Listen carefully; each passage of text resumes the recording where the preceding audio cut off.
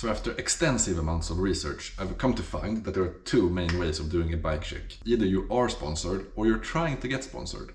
And if you're sponsored, then you just don't need to say that much. Yeah, I'm rocking the title saddle, title seat post, title handlebar, title mascara, you know, title everything. Say that everything is awesome.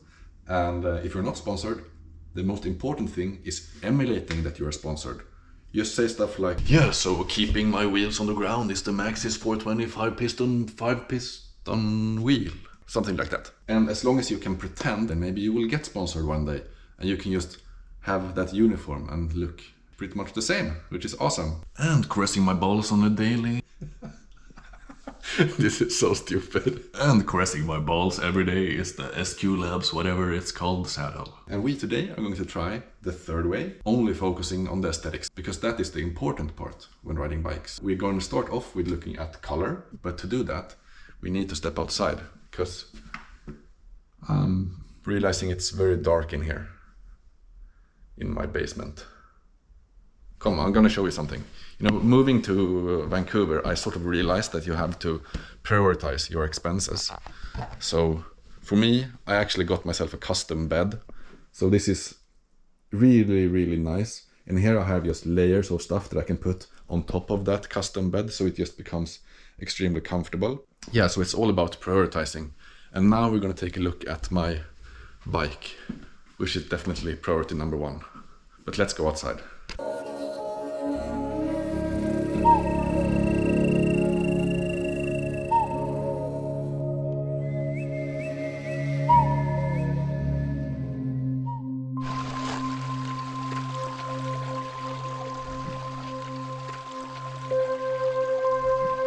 It's the great outdoors! Welcome to the new setting for the video. I hope the stream sound is soothing and not disturbing.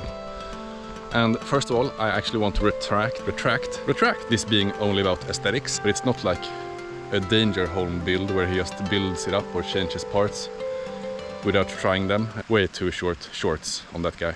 For me, I think, and for many other people, it's like a bike sort of grows, it's a process of change. And you can look at it like a thru hiker, for example, with minimal gear. They would like adapt their gear every day almost, or like create new things. I think on a bike, maybe I'm not like CNCing my own parts. I'm changing small things, and every time I ride, I'm thinking about what I've changed. So over time, the bike will feel like me. It's like an extension of myself. That's why when you try someone else's bike, it feels extremely weird, because you're trying someone else's like appendix on, you know. So this is a Propain Tyee frame, and I've had a few comments like wanting a bike check, so here we are. It has the black frame, it's a carbon fiber. Some areas it's visible, the weave. And what I wanted to do is to have the black frame with the chrome here. And the reason for that is that I wanted to work with a few different colorways. So we have the Fox Factory orange, matching up with the Hope brakes.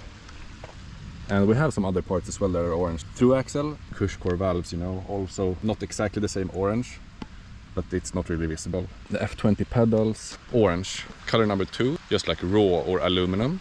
First of all, picking it up on the frame here, but we have multiple places using the sort of chrome color. And on the brake mounts. So that's color number 2. The color number 3, which is sort of a wild card color, is the champagne color of the Fatbar. So we have it on the bar there, the carbon one, and the apex stem picked up on the SQ Labs seat post. The final color is the Kashima coat, which is like a copper, getting picked up by the chain and the chain ring. And I used to have the Kashima handlebars as well, but they felt too stiff, the aluminum 35s, so I had to change that. So yeah, that's like the color setup for the bike. And like I said, this is a process. So you will see I'm in the process of changing my cables. Hence they are all sort of different. I'm using the Renthal Fatbar. This is a 31.8 carbon fiber. It's cut down to 780, I think. A bit wide, I think, even. I mean, some people, they ride the 800s.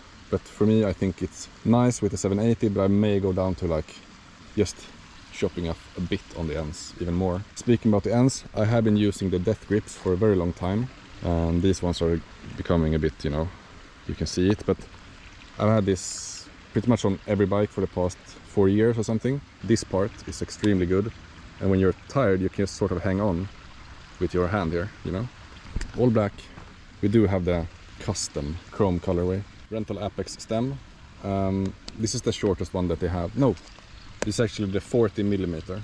So they have one that is shorter, but I think 40 is very good. And that's because, you know, when it gets too short, you sort of lean back too much on the bike and lose control of the front wheel. Braking, Hope Tech 3. So it's the previous version Hope brakes. I do believe that they are lacking a bit in power. They are looking super nice. During my previous ride in Whistler, I noticed a leak coming from the piston here, losing power a lot as well, so I actually need to service them. But they have been pretty good. I mean, the look is there aesthetically.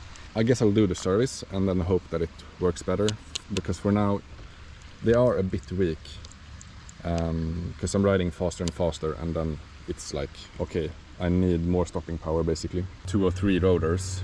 And I just changed to a Cane Creek 40 headset. On the bike originally was FSA. It's complete garbage. Don't buy that. So I had to change it, and the Cane Creek 40 is just like top-notch headset. Then we have the fork. It's a 36, not a 38. All factory. Critical upgrade here are the better bolts,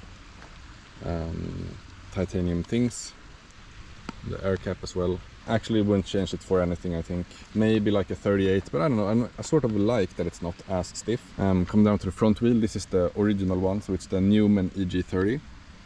Horrible rim. Don't buy these rims. If you're ordering a Propain, don't get the upgrade. I think just stick with the ones that are lowest in price, and then you sort of can change them when they break. Because this is like, it's called Enduro Gravity, but they don't hold up, and there are many reports on them just failing. So the rear rim is a DT, and this is actually a good rim. So it's the EX511. I think they have like not 30 inner diameter, but almost. And the tire gets quite wide, but not too bad. And these hold up, but I've been riding them quite hard, and I actually need to change this one. So I'm thinking about getting the Noble wheels carbon. But we will see. It's a bit of an investment. So I changed away from the quick lever, not actually because it was the right color, but my quick lever broke, and I guess, you know, why not have it matching? So the one-up components actually looks quite nice, works fine so far. I have been running the Assegai tires for almost a year. They're really slow rolling, but the grip is immense. Next tire set I buy will be the Kryptotal from Continental. Not really sure, because I really love this setup. You know, when you're riding something for a long time, you sort of get used to it. So we will see, we will see. Another detail on the fork is the cable clamp. This is from Shore Billet. Super nice little custom piece there. Cables are, let's see here. So here's a Hope OEM, the visible quilt, weave even. Then we have some Jaguar, and I'm changing all of them to this color eventually. But this is like I said, it's a process. There's no rush here. Hope Space Doctors, and my lovely little pouch. A bit feminine, but it's okay. I keep a spare multi-tool in there, and something else, I don't remember what. SQ Labs, ball savers. I think this saddle is a bit too long, like here. I would like it to be like end around there. That's like, and I can move it back obviously, but I still think the saddle is a bit too long, at least for my asshole, you know. Bike yoke, Divine seat post. It's been working great. I had to change the cable for it once, but otherwise it's been all fine. This clamp is just a stock one. I'm using the double down casings, and it's all Cushcore light in both of my wheels. So not the Cushcore DH or the Cushcore Pro, it's the Cushcore light or whatever it's called. DH X2 factory. Loving this coil. Definitely, I mean, sometimes this bike feels better than my downhill bike, just because it's spec'd so well. And this sort of eats up everything, and I run it kind of fast. to just have a lively feeling on the bike, basically. 5 dev cranks. You may have heard some reports on these guys breaking, and yes, that got me a bit worried, to be honest. I've bashed them into so many things and they haven't broken, so it feels like it can be like a production error that they had. But I'm sort of sketched out that I have these, but they look nice, and so far they haven't broken. But I don't know, is this a bad design, you think? Maybe it's just like adding weakness straight into stones with them, and they have held up. So but I guess that's anecdotal, but I guess it's also okay to be anecdotal because this is my bike. But they're a bit shorter, so they're 165, and I really do enjoy having a shorter crank. And you can see my other video about that if you want to hear some theory about this. Hope F20. They had released a new pedal, but to be honest, this is all I want and all I need. You can see that I've used them a lot, and this is when the bike becomes super nice. I know exactly when I have grip and not on them, and yeah, this is like all the little, yeah, this is perfect, just perfect. Together with the cranks, we have the 5 dev chainring. It's a 32 tooth. I'm thinking about trying out the O chain, but I'm not really sure. It's a bit of a gimmick, but I guess it works. I like the theory behind it, but I also like to have really fast engagement, and that sort of goes against. So maybe if I get like a Hydra hub, maybe a good mix, I don't know. I have the Sram Eagle chain here, the copper one. All of this is just GX. I have polished it to look, it's almost like an XTR look.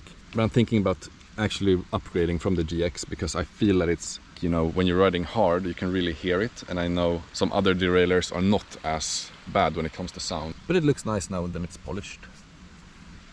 I have this just to actually hinder the chain from dropping. It does make a lot of less noise now, this bike as well.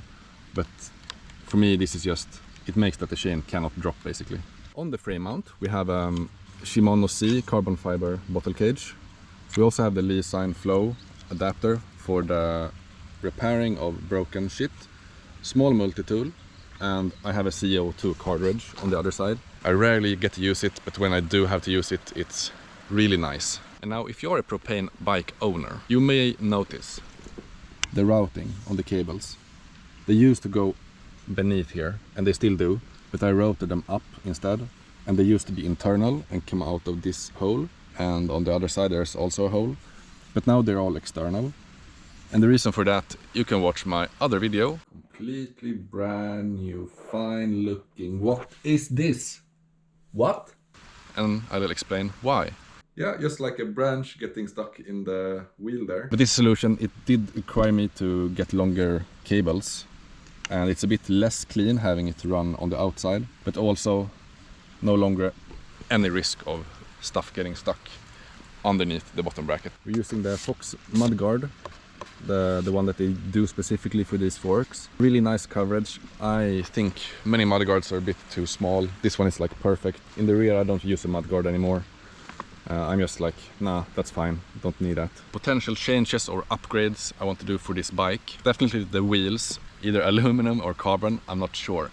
First and foremost, they are not matching. And secondly, you know, the rear one is a nice wheel, but I have damaged it so much I can't get it straight anymore. Just like my sexuality. And I think the front one is just a garbage rim. Also, I might go mullet. I don't know, here on the North Shore it's like pretty steep stuff. Nice to have a smaller wheel, a bit slacker. Part number 2 that I want to change maybe is the brakes. I have been riding these boys since my previous bike and I've developed a lot. And speaking about this being a process, I think maybe I have outgrown the E-Force and maybe I should just get the upgrade stronger brakes. But I'm not sure if that's just them needing a service or that I'm actually riding bigger stuff than I was like 3 years ago when I bought them.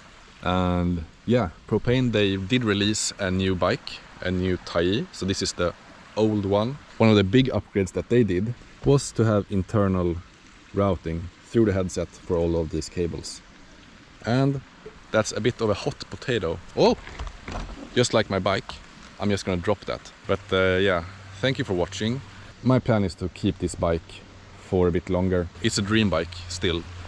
And this is just details, but I can really feel that I am growing on it and it is growing on me, like mold, like the mold that I will have in my bed. from sleeping on the floor. Alright my friends, I will see you in the next one. Goodbye. No matter how hard I try, you keep pushing me aside and I can't break through. There's no talking to you. It's my video, so I